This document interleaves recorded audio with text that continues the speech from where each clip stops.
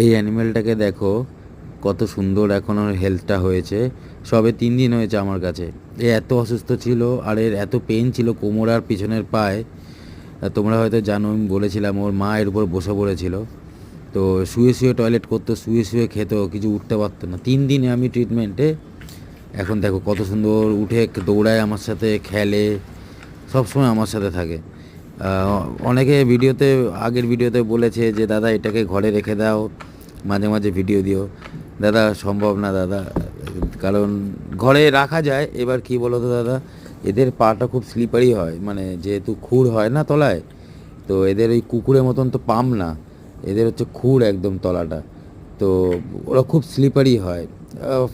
ফার্মেই ভালো থাকবে, এখানে বরঞ্চ অসুস্থ হয়ে যাবে।